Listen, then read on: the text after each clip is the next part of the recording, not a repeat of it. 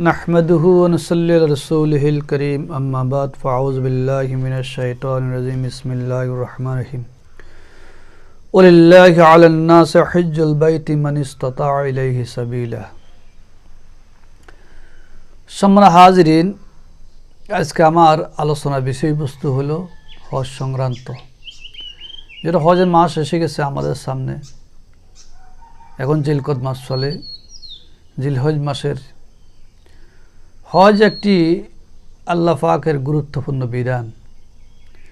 এই বিধান এই জমিনে পালন করা ফরজ। আর হজ কাদের উপর ফরজ হবে? যারা হজ করার যাওয়ার মতন অ্যাবিলিটি যাদের কাছে থাকে, আসা যাওয়ার মতন খরচ বহন করতে পারবে, তাদের উপর হজ ফরজ। হজ সবার উপর ফরজ না। অর্থাৎ বাইতুল্লাহতে হজ করে আসা এবং যাওয়া, এটার পরিপূর্ণ খরচ যদি কেউ বহন করতে পারে তখন সে হজ করবে, তার উপরে হজ ফরজ। তো রাসূল করিম সাল্লাল্লাহু আলাইহি ওয়াসাল্লামের জবানায় বিশ্বনবী মুহাম্মদ সাল্লাল্লাহু আলাইহি ওয়াসাল্লাম কীভাবে হজ করেছেন, সাহাবায়ে কেরাম কীভাবে হজ করেছেন। আল্লাহ রসুলের একজন বিশিষ্ট সাহাবী,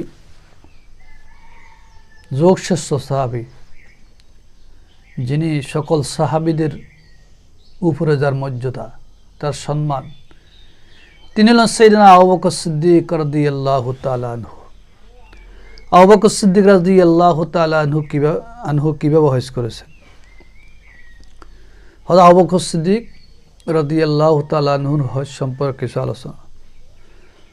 হযরত আবু বকর সিদ্দিক রাদিয়াল্লাহু তাআলা আনহুর হজের যাওয়ার উদ্দেশ্য, উনি হজে যাওয়ার উদ্দেশ্য কী ছিল, কেন হজ করলেন, হজ করতে কেন গেলেন, বিশ্বনবী মুহাম্মদ রাসূলুল্লাহ সাল্লাল্লাহু আলাইহি ওয়াসাল্লাম তিনাকে কেন পাঠাইলেন? ইবনে ইসহাক রাদিয়াল্লাহু তাআলা আনহু বলেন, রাসূল করিম সাল্লাল্লাহু আলাইহি ওয়াসাল্লাম তাবুক যুদ্ধ হইতে প্রত্যাবর্তনের পর রমজান মাসের শেষ এবং শাওয়াল জিলকদ তিনি চুপ ছিলেন হজের ব্যাপারে। এরপর হযরত আবু বকর সিদ্দিক রাদিয়াল্লাহু তাআলা আনহুকে হজের জন্য আমির নিযুক্ত করেন, যে মুসলমানদেরকে হজ করানোর জন্য কীভাবে মুসলমান হজ করবে, মুসলমানদেরকে হজের রীতিনীতি শিক্ষা দেওয়ার জন্য সেটা আবু বকর সিদ্দিক রাদিয়াল্লাহু তাআলা আনহুকে আমির নিযুক্ত করেছেন। আমির নিযুক্ত করিয়া হজের জন্য পাঠান, যেন তিনি মুসলমানদেরকে হজ করাতে পারেন, মুসলমানদেরকে হজ করাতে পারেন। ওই মুআল্লিম হিসাবে, হজ করানোর জন্য মুআল্লিম হিসাবে সেনা আবু বকর সিদ্দিক রাদিয়াল্লাহু তাআলা আনহুকে পাঠান। ইবনে সাদ বলেন, মদিনা হইতে হযরত আবু বকর সিদ্দিক রাদিয়াল্লাহু তাআলা আনহু সহিত 300 লোক রওনা হয়েছেন। অর্থাৎ মদিনা থেকে 300 লোক হযরত আবু বকর সিদ্দিক রাদিয়াল্লাহু তাআলা আনহুর সাথে রওনা হয়েছেন হজ করার জন্য। এই 300 লোককে আবু বকর সিদ্দিক রাদিয়াল্লাহু তাআলা আনহু হজের রীতিনীতি শিক্ষা দিবেন, হজ কীভাবে করতে হয়, হজের নিয়ম কানুন এবং শিক্ষা দিবেন। তো রাসূল করিম সাল্লাল্লাহু আলাইহি ওয়াসাল্লাম, রাসূল করিম সাল্লাল্লাহু আলাইহি ওয়াসাল্লাম হাতে সেনা আবু বকর রাদিয়াল্লাহু তাআলা আনহুকে মালা পরিয়ে দিয়েছেন। তাহাদের সাথে 10টি ওট রওনা করাইলেন। সেনা আবু বকর সিদ্দিক রাদিয়াল্লাহু তাআলা আনহুকে বিশ্বনবী জনাব মুহাম্মদ রাসূলুল্লাহ সাল্লাল্লাহু আলাইহি ওয়াসাল্লামের হাতে তার গলায় মালায় পরিয়ে দিয়ে তার সাথে 10টি ওট, এই 10টি ওট এবং তার সাথে পাঠাইলেন। আর হযরতে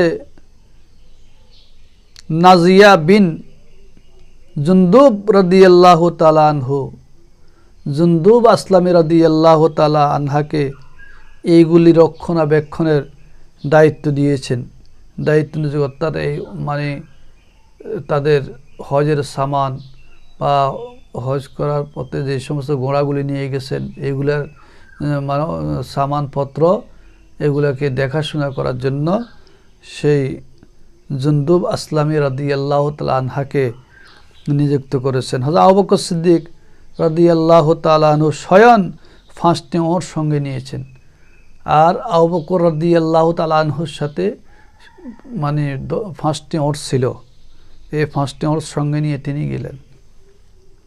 তো সময় হাজিরিন, এইভাবে হজ পালন করা হয়েছে।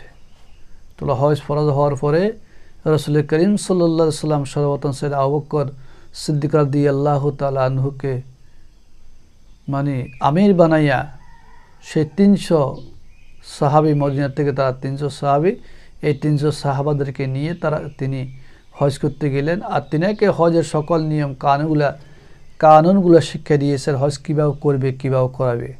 তো বোঝা গেছে হজ করার জন্য হজের নিয়ম কানুন জানা লাগে, হজ করার জন্য মুআল্লিম লাগে। সব মানুষ তো হজের ফরজ ওয়াজিব এই সমস্ত সম্পর্কে তাদের ধারণা নাই, হজের রুকনিয়াতগুলো সম্পর্কে ধারণা নাই, এগুলো শিখান লাগে। এই জন্য সাইয়েদনা আবু বকর সিদ্দিক রাদিয়াল্লাহু তাআলা আনহুকে রাসূল করিম সাল্লাল্লাহু আলাইহি ওয়াসাল্লাম মানে হজের সকল রীতিনীতি শিক্ষা দিয়ে সেই সাহাবীদেরকে মুআল্লিম, সাহাবীদের জন্য যারা হজ করবে ওদের জন্য মুআল্লিম বানায়া সাইয়েদনা আবু বকর রাদিয়াল্লাহু তাআলা আনহুকে মক্কায় প্রেরণ করেছেন। সাইয়েদনা আবু বকর রাদিয়াল্লাহু তাআলা আনহু আমির হিসাবে নিযুক্ত হয়েছেন, আর তিনি তাদের সকল মানুষদেরকে হজের রীতিনীতি শিক্ষা দিয়েছেন। হজ হলো ফরজ। এই জন্য আল্লাহ বলতেছে ওয়ালিল্লাহি আলান নাস হিজ্জুল বাইতি মান ইসতাতা ইলাইহি সাবিলা, মানুষদের উপরে বাইতুল্লাহতে হজ করা ফরজ।